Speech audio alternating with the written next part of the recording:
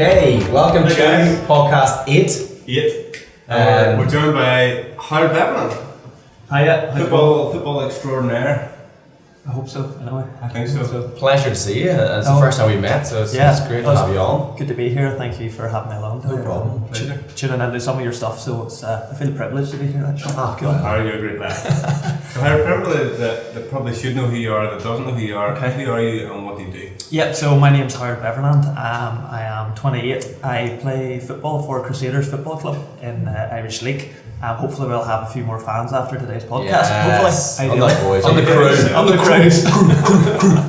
My athletics club is actually called Crusaders as well. Oh, is it? Yeah. Is it some sort of It's meant to be. It is. Yeah, absolutely. It's meant to be. So that's a big part of my life. It takes up a lot of time. We have moved into more time of a full-time approach this year as well. Okay. So we're training 5 days a week, and then Saturday's match day. So it's a pretty action-packed agenda, and we're pretty flat out. But it's great. You know, Monday mornings you're sometimes thinking Sunday night, oh, it's work the next day, but really it's into training Monday morning. So it's really cool to be doing that, and even have the opportunity to do that at a stage in my career as well. So as well as that, then I'm a social worker. So I work with young people and children and families in CAMS team in Northern Ireland, so Child Adolescents Mental Health Services. So I work in there full time as well. So it's a busy, action-packed schedule. So it's about balancing the two well and giving my best to both of them. Big time. How'd you get into the footballs now? Where'd you start it all off? Is it just So let's go back to the start. Yeah. How did football begin for you in your life, or what age did that happen at? Football, so looking at my earliest memory of playing football is going back to just kicking about in the backyard at home. Two brothers, so Where are you from? Ballymoney. Yeah. Up the tin. silly boy over here doesn't know what they're playing at? What are we talking about? Cut it out. Talk about Luke TV now. I'm getting all country. Anyway, digressing. Yes. Cool. So playing just out with my brothers in the backyard, kicking about. As a young kid, you were pretending to be your favourite footballer. Georgie Best. Free kicks. Yeah, those guys. Alan Shearer for me, probably. I'm a big Geordie fan. So. Oh wow. Alan Shearer. Not a lot against you.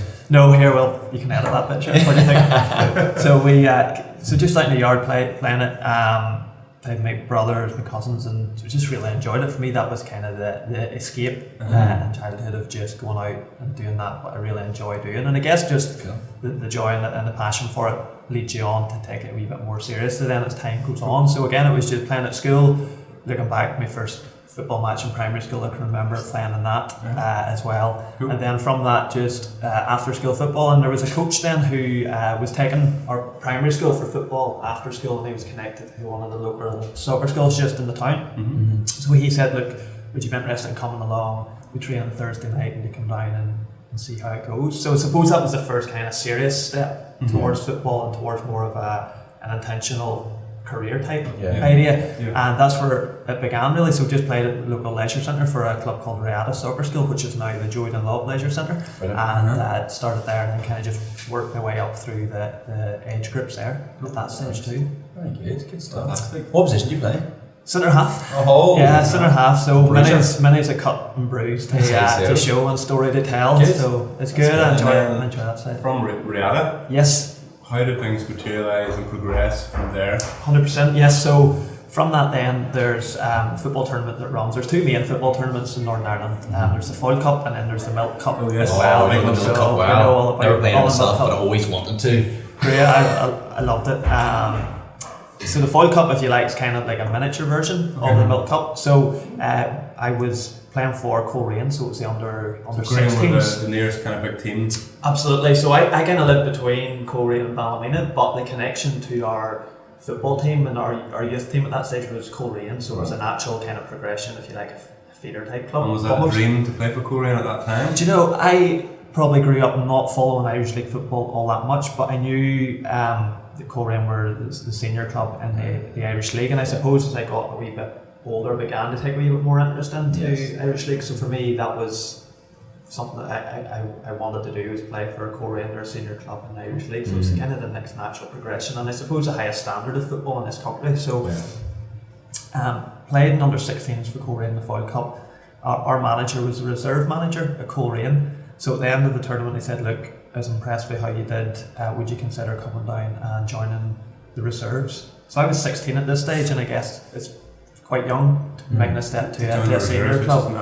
Absolutely. So reserve back then would have been, you would have been playing against a lot of senior players who may be coming back from injury or out of form. So you'd be playing against good players, senior players as well. Absolutely, 16. Like I was pretty slim and skinny, like wiry, and so he had said, "Will you join?" So my options on the table at that time were either stay and play youth football at under 18 level for Ballymoney, or else move to Coleraine, being one step away from senior football on the reserve team, and who knows what happened from there. So I made the decision to join Coleraine. Oh, that's good. At 16, I think from there progression went quite quickly. I played in reserves, did well, impressed in big games that you just knew were opportunities to kind of show a wee bit of yourself. At 16? At 16, so I was still fifth year at school. Around that stage. That's a great opportunity to be in there. Big time, and I thought, no, this is an opportunity that maybe doesn't come to most till maybe another 2 years after, so I just thought, great. What were you do you remember what you were feeling at that time? Like, was more euphoria probably more than anything, you just kind of just did it? When I made the decision, I was 100% sure that I'd made the right one, and I was happy with that decision, which was good because then it allowed me to kind of to move on from there, knowing that I'm 100% clear on having done that. So it was just, I think it was a case of nerves, of excitement, of who knows how things will go from here. Was that a big challenge at the time? Were people stronger? Were people fitter? Were people faster? Or was it kind of more even than you thought it would be? I probably thought a lot about, will I be up to the standard, or will I be able to kind of hit the ground running and really get up to speed? And thankfully it happened well. I try and I train hard. I enjoy my training, so I'm at training. Always try to listen to the coaches and take on board their advice, and also listen to other senior players. I think that's big as well. When you come into a team, you're a young lad. What you really want to do is kind of latch on to a couple of experienced guys and say, "Here, take me under the wing a wee bit." Was there anyone you could specifically remember that could have looked after like that? Maybe in that club or obviously. Yeah, even when I moved in into the senior team, then there was a few guys who was. What age were you at that time? 17. 17. So it was, and again, probably just short of a year in reserve football, and then made my debut at home, the Coleraine Showgrounds, home to Portadown. I suppose it was Sunday's loss, it was my gain, the right back. So at that stage I was kind of playing at right back as a younger player coming in. I think sometimes going straight into centre half is a big position. Experience is needed. So that day the right back actually, I was on the bench, but he took a back spasm in the toilet, so he was. We were ringing for ambulance, and meantime I was being told, here, you're starting. This was maybe 10 minutes before kickoff. So again, you're just kind of reacting, you're quickly trying to gather yourself and then get yourself started to go out and play, and thankfully it went well. I think mine could have done a go fit, couldn't he? I'll let him know actually. I'm still in contact with him. Be sure, if he's still feeling that back right now, you tell him you know. I'll let him know. I've good contacts. I guess after that first game then you never really looked back. That was it really, you got in.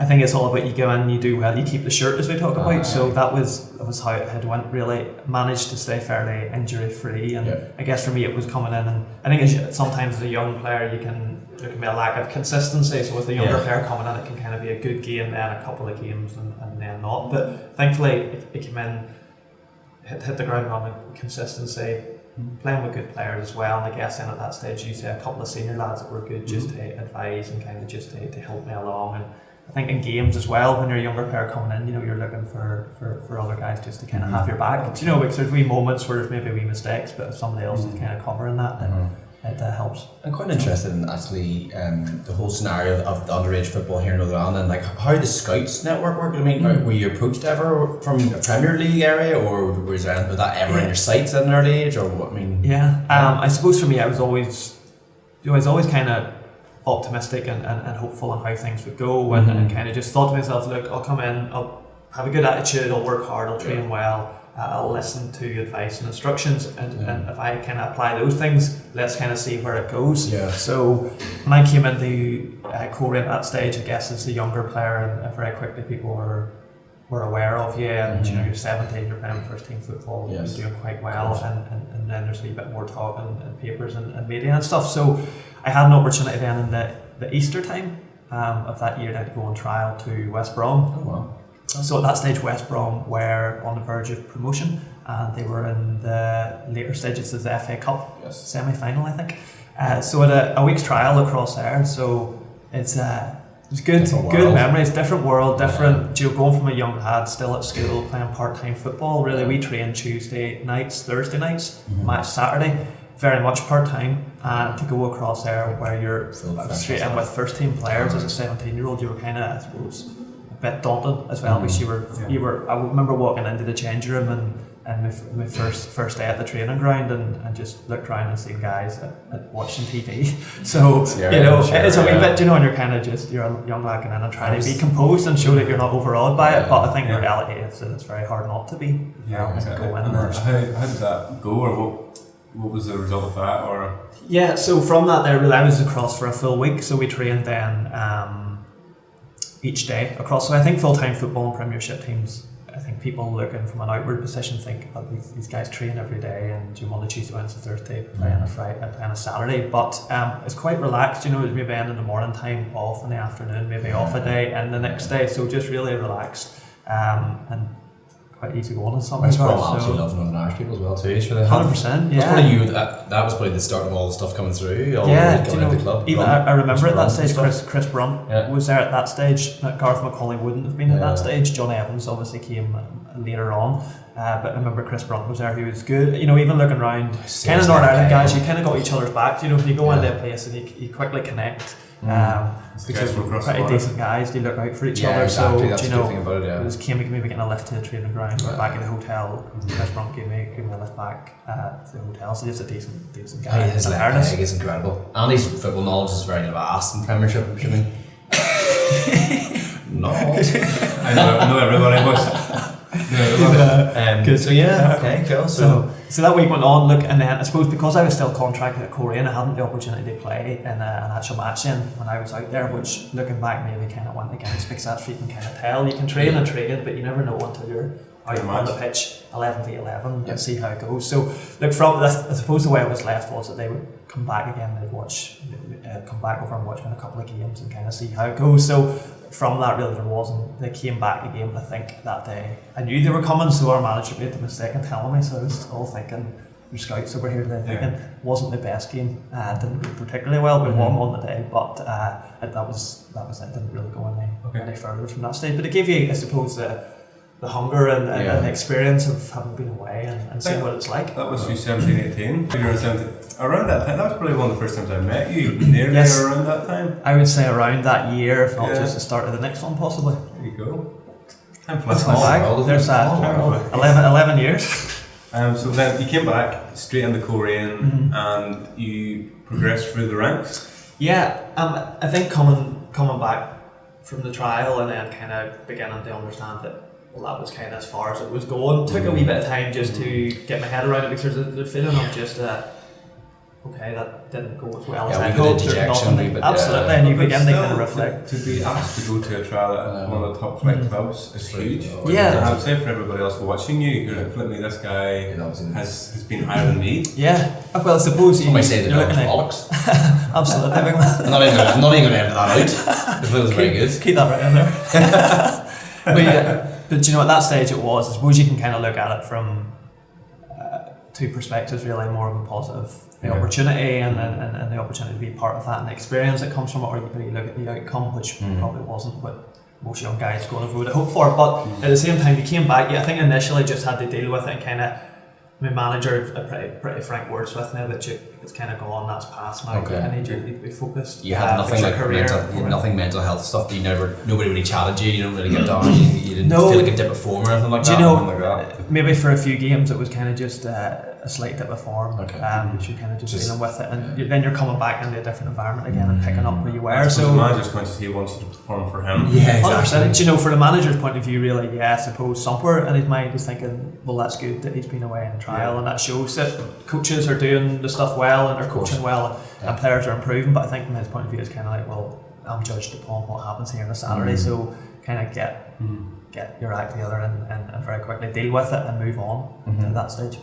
How many seasons for Korean? So for Korean, from 17, so up until I was 26. So I was due, the year I left to join Crusaders, my following year did my testimonial, so that's awarded with 10 years service to a player. So you're kind of recognised for your 10 years, and it's a time where during the season there's maybe an exhibition game organised where sometimes you bring across a team from England, and there's lots of events and things organised for you and for fans to attend. So I suppose that was the following year, but I made the call then at that stage to make the move to Crusaders.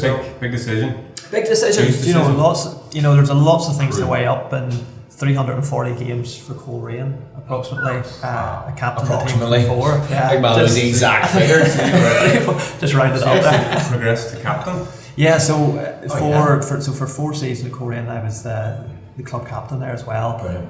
Had been, do you know, at that stage was the player in the squad had been there the longest, and then from that as well, it was a case of having been around the club. Relatively young captain. Yeah, captain from 2022. Would you like to have centre backs as captain though, because they're just stalwart? Sometimes, yeah, because I guess you can kind of see that's what people describe me as, just solid. And your man, see, I always got referred to as the man of Vidic, more than my looks, which was a bit awkward. I'd rather just for his paycheck or anything. What a guy he was. But yeah, no, captaincy with that. Did you feel pressure? Did you feel like it was natural? Did you feel? It came about quite quickly, I suppose. I had a good identity with the club because I'd been there the longest. I knew what it was to play for the club as a local guy. Fans knew me. There was a good sense of you as a local guy, and fans get behind you well. So it was a case of just coming in at 22, happened quite quickly. But I think a sense of understanding the responsibility, but then just kind of the extra pressure that it probably took maybe a few months just to kind of deal. I know it's an armband and your arm, but at the same time there's a whole lot more to it in regards to mentally how you deal with it. Most people are coming out of uni, you're already captaining one of the top flight clubs. Yeah. And Irish Premier League. Yeah, and I think sometimes because you're being so involved in football, and it's very much you don't really dwell on success or negatives. You're moving on to the next ball, if you like. Sometimes you can kind of sit back to reflect and take stock a little of some of the things you've achieved. So it's off the top of your head, what would be like, say, a time where you experienced a huge challenge as a captain? I think probably that first season, because that season things weren't going particularly well on the pitch, and I think as well when you're captain sometimes you can begin to, it's about taking responsibility obviously, but it's about knowing what's within your own control and knowing what's the responsibility of others as well. So I think from a captain perspective you take everything that bit more to heart really, and you're looking at things more closely, and you kind of just feel the weight of the responsibility a lot more. And then whenever things maybe aren't going well on the pitch, fans a little disgruntled as well, then sometimes you can be one of the first people that criticising can come to, or issues can be raised with. So I was dealing with that there, and but I think I remember having a conversation with the manager and saying, look, are you still 100% happy for me to be the captain? Do you feel that you need to make a change and get something more experienced here because things weren't going well on the pitch? I said, look, I completely understand. But I remember having that conversation with him. I think then the faith and the confidence that he put in me to say no, it's not even anything I've thought about, was probably from that point onwards then, which allowed me to kind of be comfortable in the position and begin to say, well, you know what, actually, he's chosen me here to be captain and he believes that I can do it. So that was the start of really taking it on from there. So the big move happened on 26. I'm sure that went down like a lead balloon in Coleraine as you're the local hero. Did you do you have a chant for you?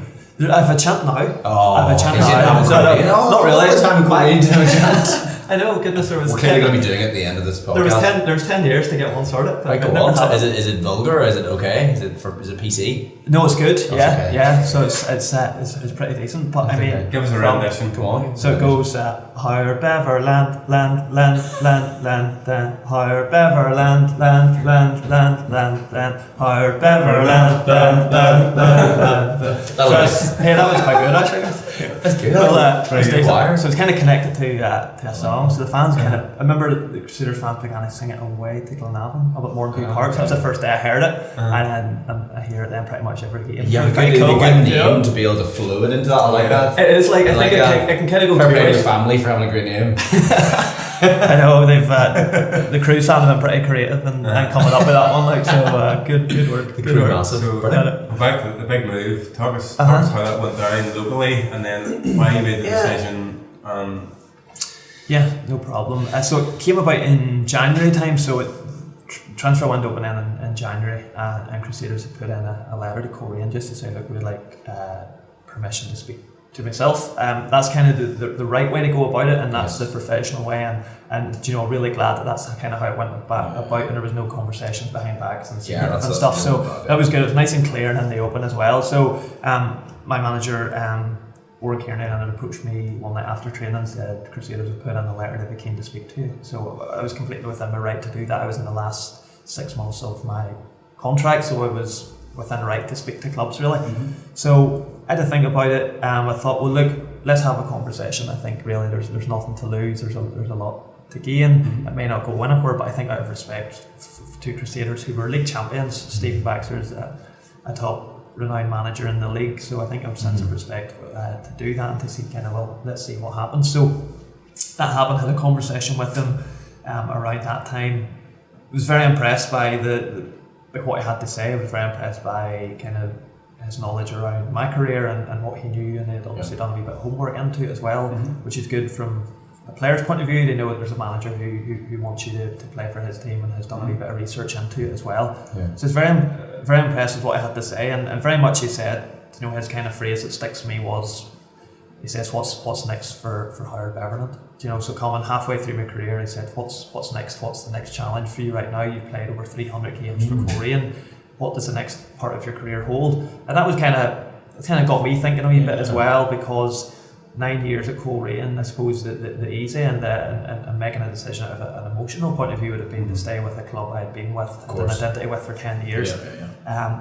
However, it still took me a number of a period of time then to think of the decision on what to do after that. But then I came to the decision that the next half of my career would be playing for Crusaders. Every player wants to win, of course. Absolutely, and I'm no different in that way. And you know, I know I've a strong sense of loyalty to a team, to people, to a manager as well, who put a lot of faith in me, really, and a club who gave me my start out in my career. So there was a lot going on. I built a lot of good relationships around the club with players, with fans, board members. But it came to me where I thought, no, I think I would have regretted it if I didn't. And I think in sport and in life, sometimes decisions come along, and sometimes you have to go with that and make a decision, because that ultimately then shapes the future, really. So I felt this was a pivotal point in my career. That was a decision I had made. Was it a decision that you'd considered before? I had offers before, so I had offers really generally at the end of most seasons, really, or coming out of contract. There would have been inquiries, but at that stage I was always thinking, I'm young enough yet, I'm well settled, my form's good, I'm captain of the club here, I have plenty of time left in my career. Things to learn. Things are good. I had a real strong faith in the manager, and really was behind his ethos and what he was doing at the club. So I was always content at Korean. But I think come then 26, you're thinking into the next half of your career. I think it was a time for a new challenge as well, for a fresh opportunity and a chance to go and win trophies. And Crusaders at that stage were the reigning league champions. They went on to win the league that season, and then I joined them the following one. Perfect. So that was kind of how it came about. So, and so when you joined the first season, they were on a 3-1. They're going to win it. Obviously, be the third time they won it in a row. But how did that play out? So I joined the club. They were 2-time Gibson Cup winners. So this would have been 3 in a row. And there was a real, the first thing that struck me about making the move in the club was the expectation levels. A team who had been used to winning, a team who lost very few games, conceded very little goals, and a kind of sense of an expectation that whoever you're playing against, you're going to win this game. Which is nice that they wanted you to be part of that. Yeah, that was because it was very clear. Our team better, let's get higher now. Absolutely, because I think for teams where you're on top, you always have to be making strides to keep ahead, because you can be sure that everybody else is trying to catch up with you, and they're doing all they can, and all the changes that they're doing to try and catch up, so you need to make sure that you're still pushing ahead of the pack, really. So it's kind of like Manchester United, my club, they're like that, And talking about Manchester United, so there's rumours that you potentially almost scored a really, really good goal against them. Can you go briefly into that? I can confirm that rumour. Can you confirm it? I can indeed. Do you want me to tell you a wee bit about it? For the viewers watching, how did you manage to be in that scenario? Okay, so sorry, I'm pulling completely away. He just happened to come up at the same time. It's a big memory of my career so far. So, a well-known footballer in the past, Harvey, Obviously goalkeeper for Manchester United, the Munich air disaster. He was a hero and saved lives during that event and that atrocity. So from that then there was a testimonial game that was organised. So his club Manchester United were coming across to Northern Ireland to Windsor Park to play against an Irish League select team. So I got a word in the letter in to say I'd been chosen to be in the Irish League select team that would play against Manchester United in 2 weeks' time. Oh my That goodness. was glorious. And I was like one of those pinch yourself moments. And What age were you at that? What age? So that's age I was 22. Okay, cool. 22. So, you know, in my head I was thinking, okay, Manchester United, a lot of kind of those testimonial exhibition games worked where they send across like a youth team or fringe players, but very quickly kind of the word got out that, you know, this was going to be a proper full team. Oh, brilliant. Superstars, Oh, the wow. guys on TV that are earning just a wee bit more than me, you know. Just a wee bit. Just a tad. Just a tad. So we had done some meetups before the game and kind of went through just some tactics. Might be a useful thing against Manchester United, so it's kind of important. And then on the night, then we arrived at Windsor Park and went out in the warm up and seen the team sheet originally. So Any names seeing on it? names of Rio Ferdinand, you had Johnny Evans, you had Patrice Evra, you had Wayne Rooney, Paul Scholes, you had Michael Owen, Dimitar Berbatov. They were the two strikers on that. This It is was Michael literally- Owen this is and my Berbatov. favourite. I just love this already. Valencia on the right wing. What was it like to play against Paul Scholes?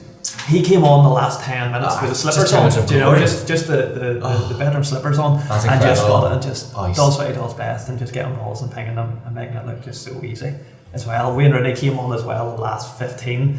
My mate actually got his shirt. Oh. Like man marked him for the last 20 I'm minutes sure of he the game. did. So I'm sure he probably wasn't even supposed to. He's probably left back and he was. I remember he never let him miss out. I was at that game and that was fantastic.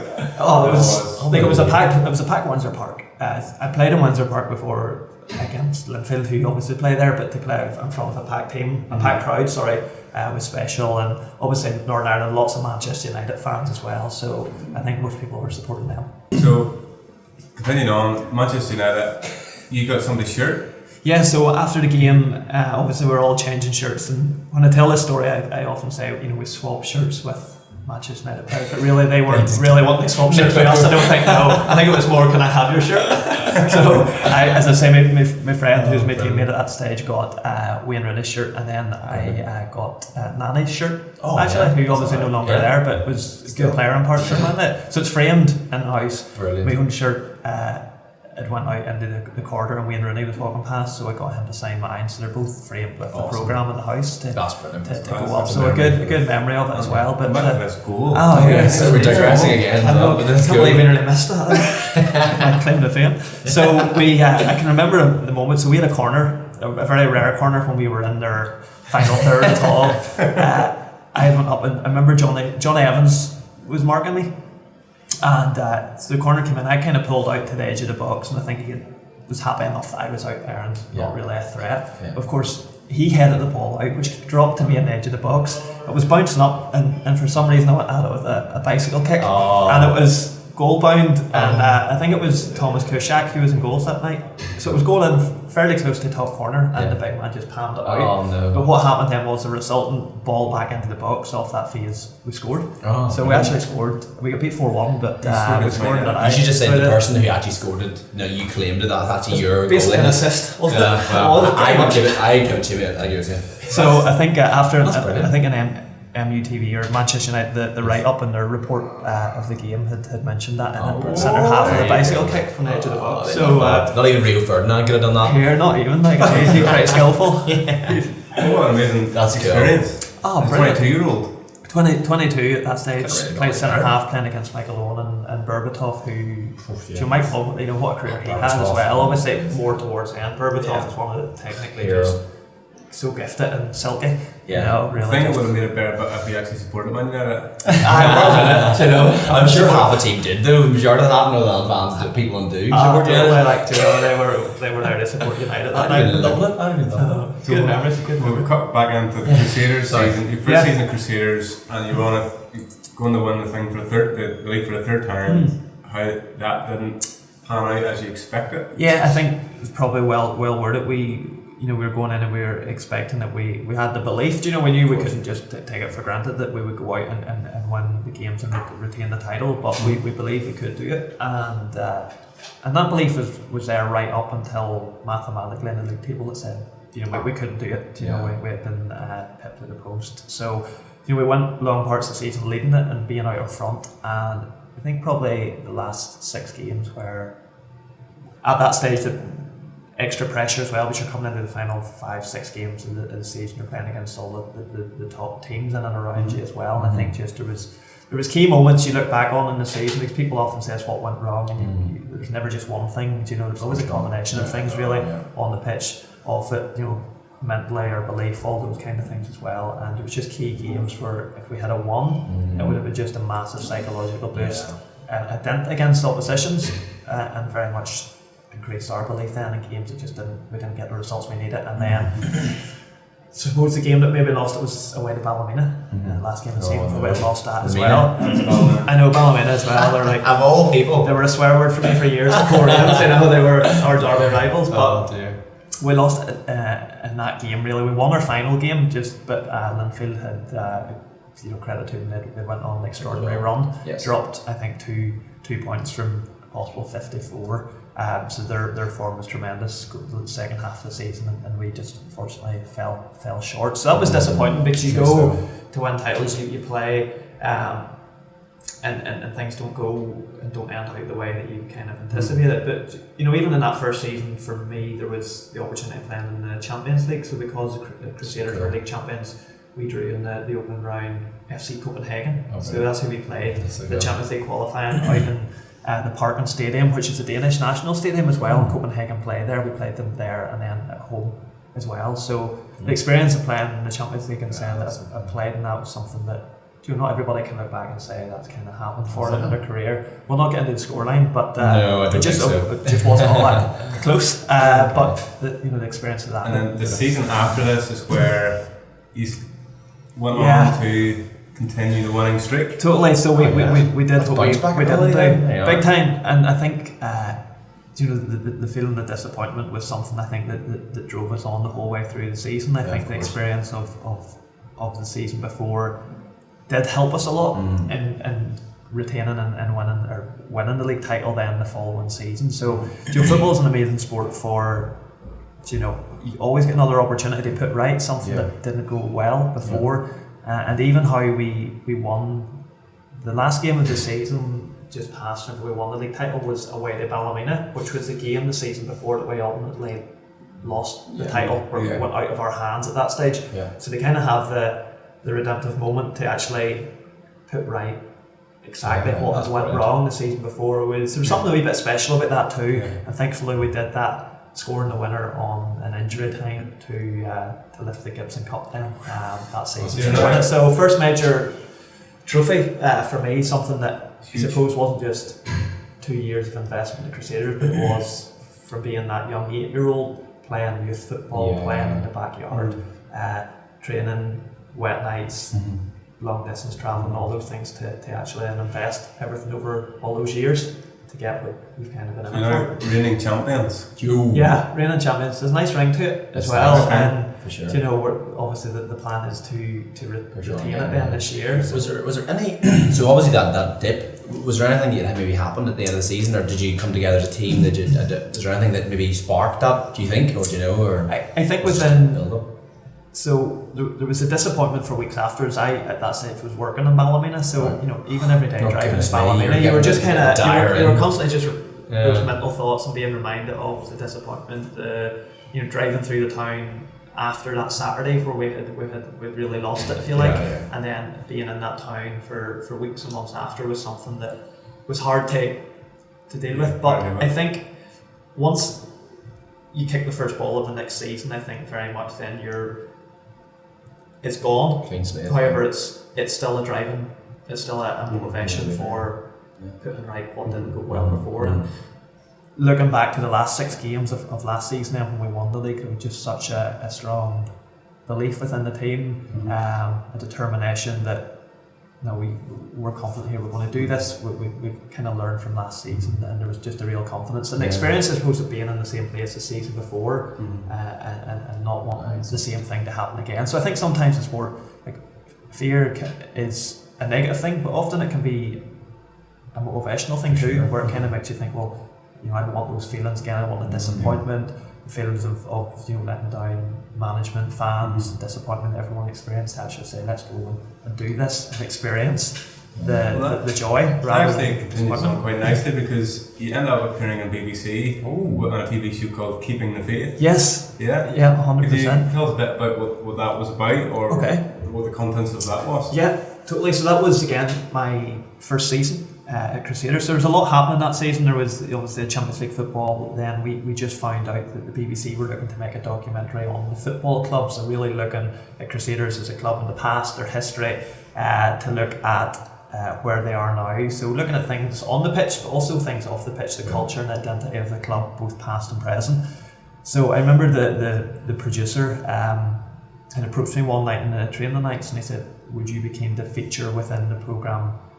Because obviously we have a squad of 25, 26 players, so they were looking for three players out of that. He said, look, you're the new player, so you're kind of coming at it from a perspective of being new into the club, but having played Irish League football for a number of years, and it also says, I'm aware then of your faith and how that impacts what you do in life as well, and how you think about things. So he said, would you be keen on it? So for me, I was thinking, wow, what an opportunity to be part of that, but at the same time you're thinking, a camera stuck in your face for most training nights every Saturday. You're thinking to yourself, and then obviously out off the pitch as well, you're thinking to yourself, okay, a tad uncomfortable. But I thought to myself, no, I think this is something I want to go for, and I did. So that involved, for a full season, there was a camera really on the whole time, training nights, match day. They obviously got the insight from inside the changing room as well. So that's a big thing in sport, I think, because the change room is a very kind of secret place. It's a very closed place where it's very much just those within the four walls kind of know what's said and what goes on. So they have kind of, I suppose, a camera in there. It was something that was very new. It took a lot of time to get used to, just kind of again feeling comfortable with that. It's like you're in the Premiership, Yeah, it's kind of like the Man City documentary. Actually went well. You were living the dream. Exactly. It was kind of like, here, we've got another chance at this. So that went for the full season, and then they were keen to do some filming outside, so they came to the house, did some footage. So it was kind of like 3, 4 or 5 hours of doing stuff, editing things as well, conversations, and then they were keen to find out a little bit of what I do at work as well. So from my social work background, they came to work and did some footage of a few families and young people that I work with. So fantastic. Went on. I remember speaking to the producer and saying, well, what's kind of your thoughts here? What way do you see this going? What's kind of the key themes that you might go along? And he goes, look, he says, things generally just happen, and very much that dictates the pattern, and that dictates the way that the programme will go, and the emphasis that are put on certain things. There were some amazing things happened within it. Obviously, it ended up being called Keeping the Faith. It wasn't a programme, and it is something I always explain, it wasn't a programme on faith perspective in Crusaders Football Club, albeit there's been a strong history of players and managers past and present who are Christians, but it was an open canvas. It was an open canvas that was there to be wrote on, and it went down the line of keeping the faith, because there's one of the guys in the team who came through a lot of mental health difficulties that during a period of time that none of us knew as players, very much kind of hit almost the very bottom before realising that there was a hope. And he became a Christian actually through the programme. Came through struggles of gambling addiction, of thoughts of suicide as well. And very much he was kind of the key guy in the programme then that focused on. So it just kind of showed the impact, I think, of faith or religion within sports, and how that actually is a big thing within sports across all levels as well, regardless of faith or who that's in. But the impact that plays from both a mental, psychological perspective as well. So featured heavily. Yeah, you see a lot through rugby. Rugby's quite inclusive in the Southern Hemisphere. A lot of the New Zealanders would do cross themselves before the pitch, or they would do some sort of like ritual before they begin. And a lot of faith stuff. It's a big thing for people, because it obviously impacts your life, your actions, but also it impacts your mindset and how you see things, and how you deal with disappointments as well. Comfort and things Correct. like that. And deal obviously with success too. Yeah. So it's a huge part within sport. So now, how would you say then, say, faith as a Christian, how has that helped your career? Has it helped you do football well? Yeah, it's helped me from, I suppose it always puts things into perspective a little as well. So moments of kind of failure, if you like, or falling short, you quickly deal with it in the most honest but positive way as well, remaining optimistic. And I think having I think sometimes with faith perspective, it gives you kind of a strong hope and a kind of a joy that comes with that allows you to deal with things in a more optimistic manner rather than a negative way that, oh, this is the end of the world and things aren't going to get better from here.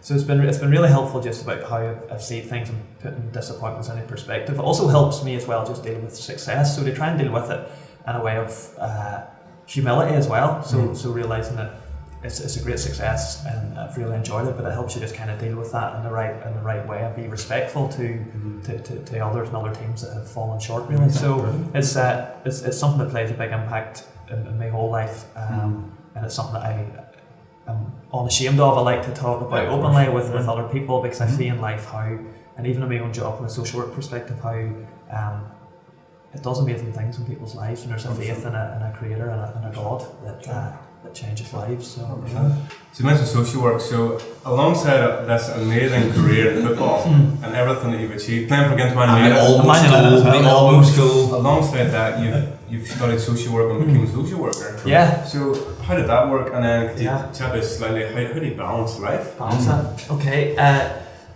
When people ask me what I do, on one hand I'm saying I'm a footballer, playing in the English League, and then the other hand I'm a social worker. So the both of them are quite different. Yeah. Do you know, almost different It's kind of like places. whenever I describe the same thing, I'm like, I was an athlete and then I did web design. They're like, what? I know. That's it. Kind of How does that even work? I think people automatically expect you to say, well, I've done sports science or I studied sports or coaching or something. So it's quite different. I would say I did not do any sports. I just went the career route. Andy is the gym goer in Go 15. I say very casual. Membership. Anyway, sorry. Yeah, so that was I went studied at university, did a degree in social work and graduated in 2013. So it was at that stage I was looking along the lines of either physio or social work, and it was a social work then that got the nod and went out. So I graduated in 2013. 22. You just became captain of Korea. Yeah. That's right, yeah, well connected. Big things happened that year. There was big times, the graduation year, being made captain at Coleraine, so there's a lot going on at one time. Yeah, the pressure side of things is something that I think sometimes I'm not always aware of as such, because you're kind of just focused on what you're doing. You're in the moment. You are very much so, and you're looking to say, well, sure. how do I make the most of these opportunities here now? And I think pressure sometimes I think everyone in some ways deals with it differently, and I think you deal with it subconsciously sometimes too, where you just do your thing and that deals with it. So we at that stage I graduated, and then from that worked. I've always kind of worked with young people, children, families, and my career so far. And then just in February this year, I moved to the CAMS team, which is the mental health services for young people in Northern Ireland as well. So that's obviously, I think at this minute in time with mental health and more of an openness around it, and more people coming out and very much encouraging people to talk about mental health difficulties. It's a time where then there's more of an openness, and I think young people feel a wee bit more comfortable now coming forward and coming out with saying, this is what I'm struggling with.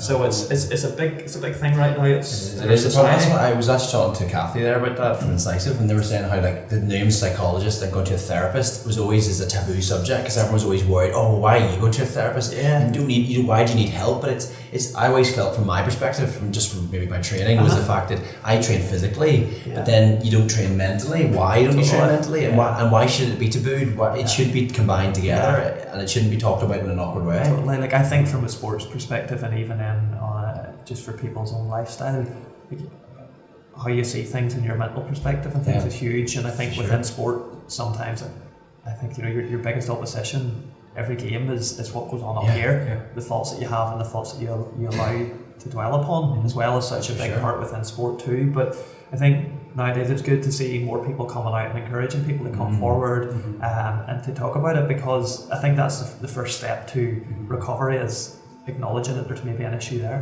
For sure. Fantastic. Yeah, definitely 80. I would say 80-20. From elite sport, in my opinion, from physical, mentally 80% of is important and 20% is physical because you're that high end. But I even think too, it's not even just from the high end. It's like getting out of bed in the morning. So that's mental. That's a mental thing you need to get over, a barrier you need to go through. And that's why people. Yeah, that's just mine. Do you know, like mental barriers can be very small things, like you say in the morning, getting up or deciding, you know, to go to the gym, pushing yourself to do that and getting over that battle that goes on up here as well. And I think, you know, nowadays there's more young people out there who are struggling with their mental health. I think everybody experiences mental health difficulties at certain times in their career. There's a difference between that and having obviously mental health disorder. But I think people, if we're all being honest, if it's sometimes we maybe experience a period of lower mood or feeling down or feeling particularly really anxious about something, so it affects all of us in some ways. But I guess then there's others where it just has that greater impact upon. So it's about providing a service for young people to talk about that. It's very rewarding work that you actually get to invest in people's lives. Hugely, it's a piece of work that really it's a very privileged position to be in, to have an opportunity to talk to young people and to kind of help them along through their life, because you know if they can kind of manage their mental health, there's so much out there. There's already so much potential in them to go far in life and to do really well, but it's about just trying to provide that support for them around the period of time. Generally it's around adolescence, teenage years, that are already a difficult time to figure out, well, who am I, what's my role, what's my identity. Big questions. Big pressures at school, around exam times too, to try and juggle that then. On top of that, if there's any other experiences, difficulties in family as well, so there's so much they're going through. And I think as well, even just peer pressure as well to fit in. You know, people saying this is what you should do, when really it's not. It's not. People like pull different directions and everything. Pull different directions. I think through the sense of wanting to fit in and wanting to fit into a friendship group, and we all want to be accepted. You know, we all want to have friends, but sometimes that can cause us to fall into the wrong circle. That then has a big impact upon lifestyle choices. And he has 5,000 LinkedIn friends. That's impressive. That's impressive, big man. He's big, a lot of friends. Big name. So there's a lot going on.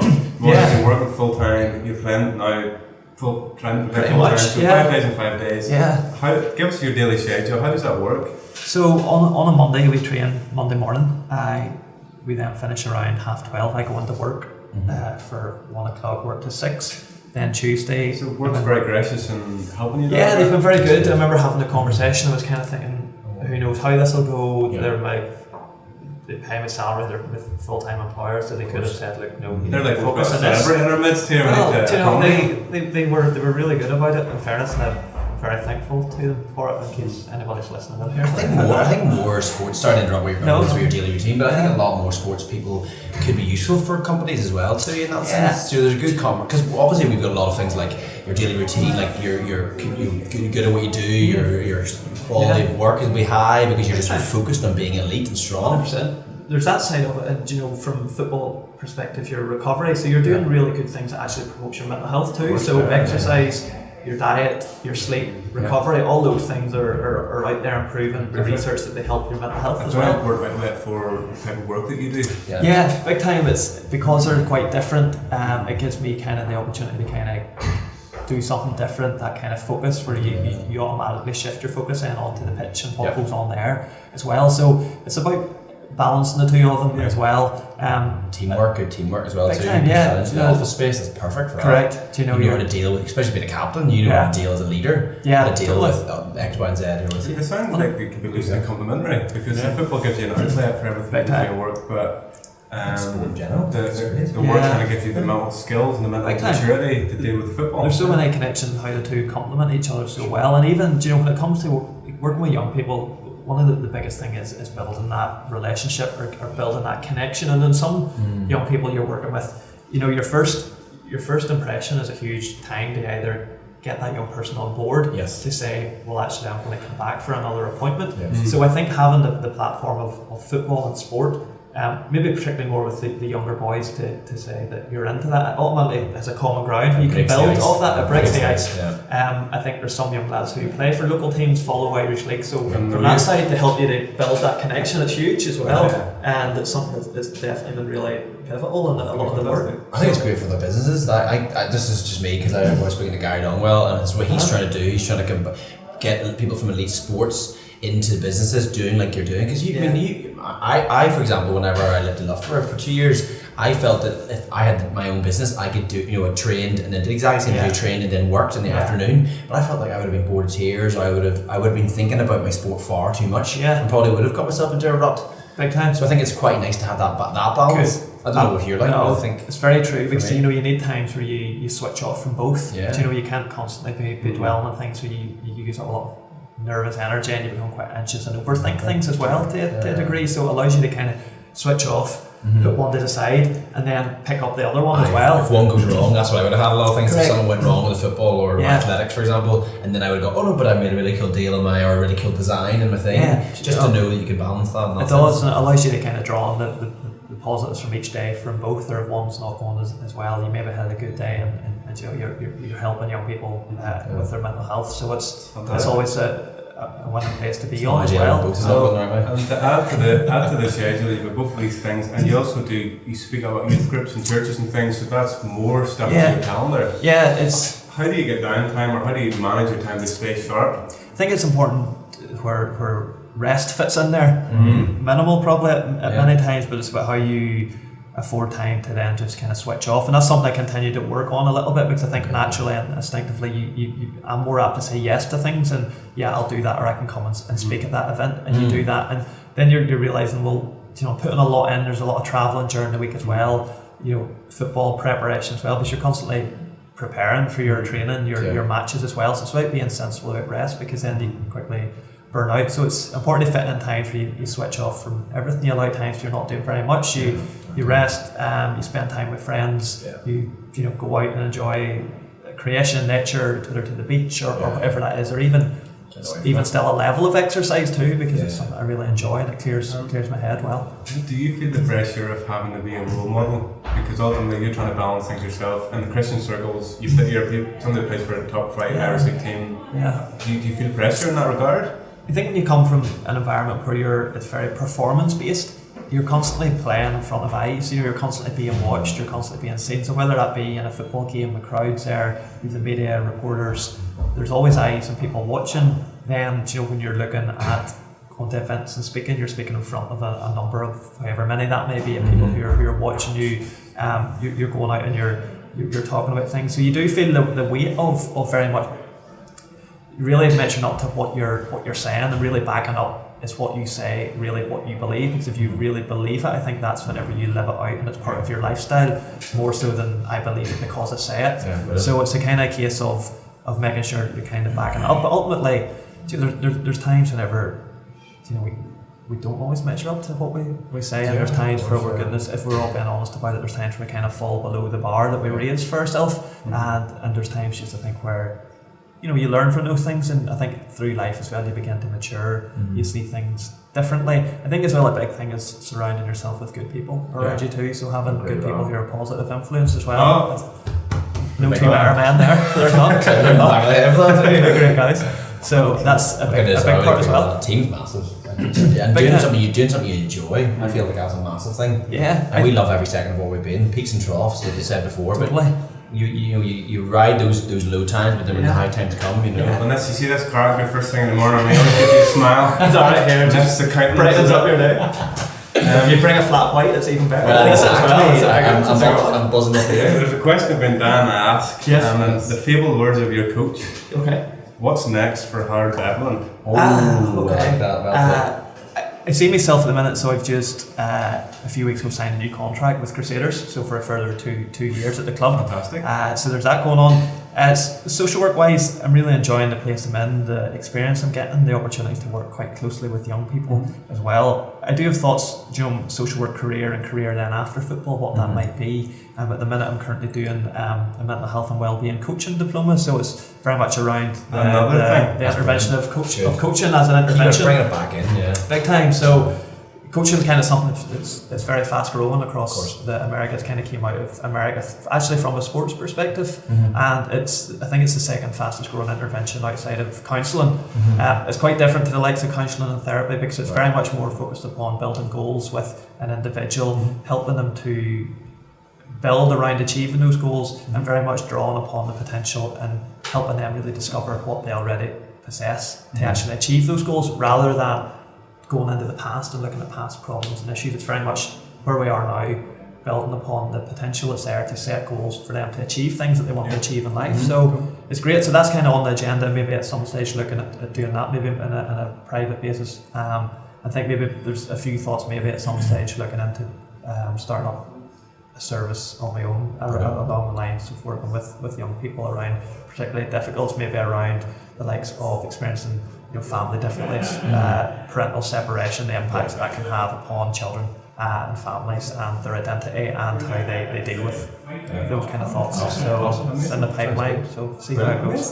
Fantastic. Thank you very much, my friend. Very much. Massively enjoyed that. I really enjoyed it too. Fantastic. Really enjoyed it. Hopefully the viewers enjoy it too. That hour flies by. Really quick. I couldn't believe it actually. I know. Pearls of wisdom from the big man. Well, is there any way they can get a hold of you if they want to have a wee chat, or if they want on social media? Yeah, 100%. Is there So any- Instagram, Facebook, Twitter. we'll put them on the Yeah, screen. cool. No, absolutely. If there's- Reach out, ask her any questions. Sure, he'll be Yeah, happy no, to oblige. absolutely. I'll make a point of doing that and Oh, get it back to anybody. All the young budding footballers Exactly. want access to Who wants to be greatness. the best CB in football in Northern Ireland? Well, here we go. Almost scores like United. Does what he wants. Too kind. They're too kind. We should get that hard chant at the end. Was it again? We could. Shall I do it again? Go on, do it again. Let's finish it off. So it goes, our Beverland, land, land, land, land, our Beverland, land, land, land, land, our Beverland, land, land, land, land. On that note. Yeah. On that note, bye bye. See you later, guys. Thanks. Nice, guys.